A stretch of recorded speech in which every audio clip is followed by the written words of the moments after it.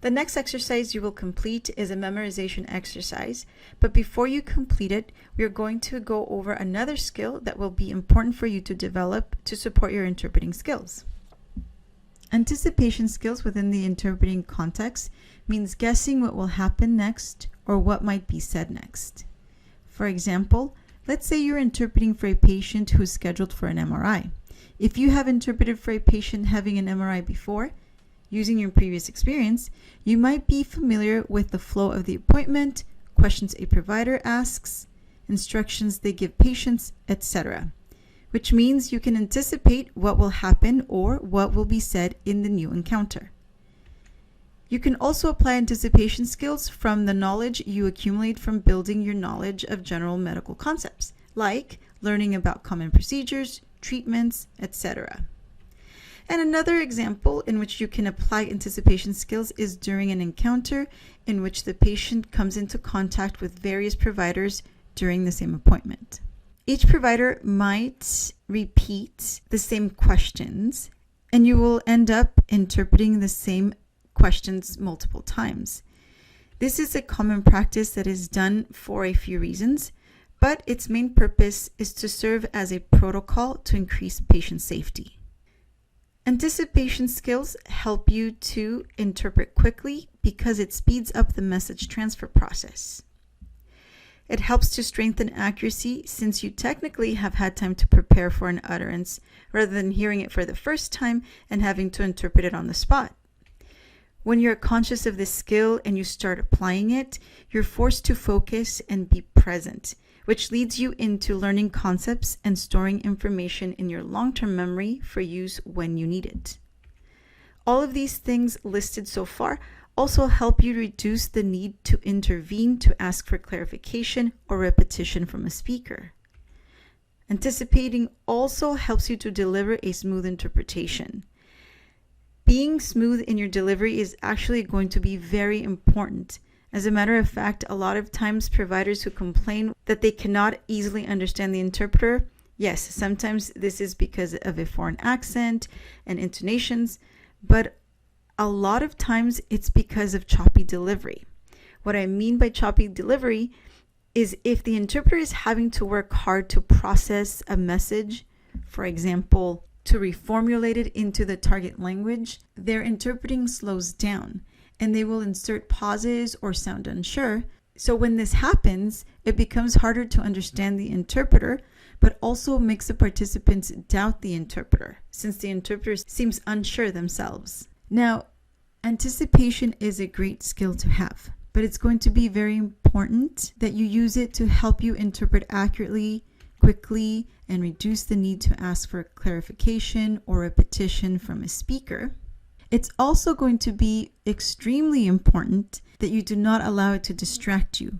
For example, if one provider does things differently or doesn't do things like you are used to seeing them done. And of course, you do not want to get ahead of the speaker. Remember, this is a skill meant to support your interpreting to be accurate and complete, which means without additions, omissions, or substitutions. So just because you think you know what comes next doesn't mean you can say something that a speaker has not yet said.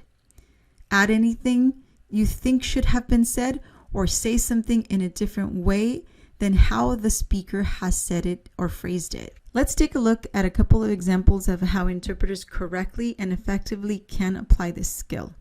For example, after a patient has had a biopsy, which is an invasive procedure, they receive instructions on how to take care of the site where the biopsy was performed at home. What to do about pain, what to watch out for, what is normal and what is not, when to call a doctor, etc.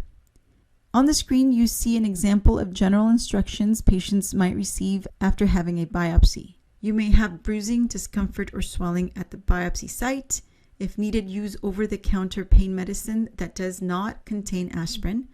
Apply an ice pack to the site as needed for the first 24 hours to reduce swelling and bruising.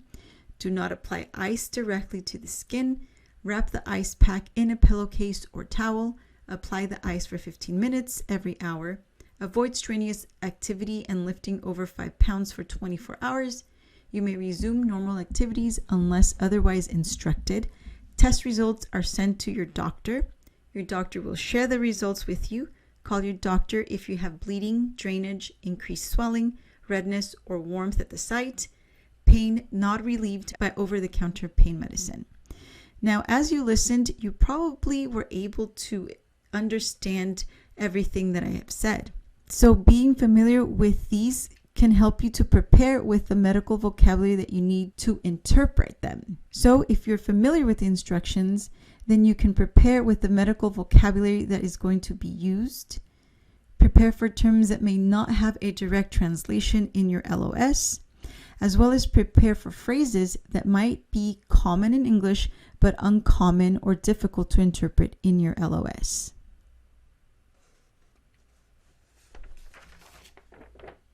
Okay, now let's talk about the progressive memorization task you will complete next. The format of the exercise is similar to a type of story that is used to strengthen literacy skills in early education called a cumulative tale. To introduce the format, let's look at the popular kids story called The House That Jack Built. As I read a short excerpt from this, I'd like you to notice how the utterances build on each other, how they get increasingly longer and even a bit more complex, but they are still either directly or indirectly linked to the main subject. You'll also notice that this story format begins with one image, item, character, or event, then adds more images, items, characters, or events one at a time, and each time another element is added, the previous elements are also repeated. So, what I'd like you to do is to listen to my utterances without looking at the screen and try to repeat what I say. Number 1, this is the house that Jack built. Number 2, this is the malt that lay in the house that Jack built. Number 3, this is the rat that ate the malt that lay in the house that Jack built. Number 4, this is the cat that killed the rat that ate the malt that lay in the house that Jack built.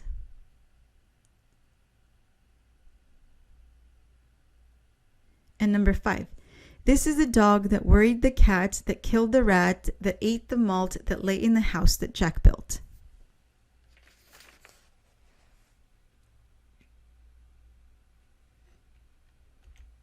All right, so how did you do? This is the kind of format that we're going to be using. Obviously, we're not going to be using this story.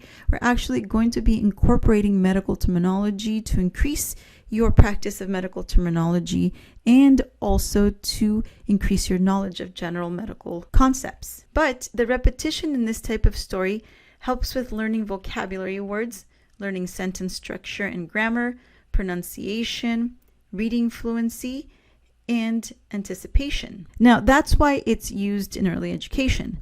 But this type of exercise is very helpful for interpreters as well. First, because it's not a bad idea for interpreters to strengthen these skills as well. But in addition, interpreters can use this kind of exercise to work on memorization skills. Since you are practicing repeating utterances you hear, each time with increasing difficulty, because each utterance is longer than the previous one, practicing with this type of exercise is also a good way for you to understand your current ability and track your development and progress, since you can check how long of an utterance you can repeat before you start having trouble remembering details.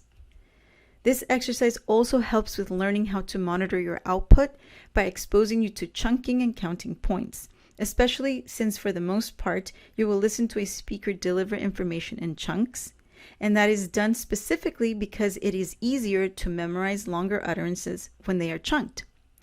When you add the strategy of counting points to chunking, you can better monitor your output, but we will discuss both chunking and counting points more in depth in another lecture. This exercise also helps you practice your pronunciation, since you will repeat the content many times.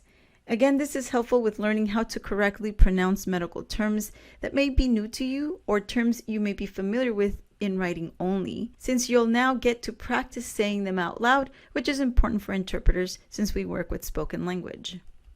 And of course, anticipation, which we already discussed.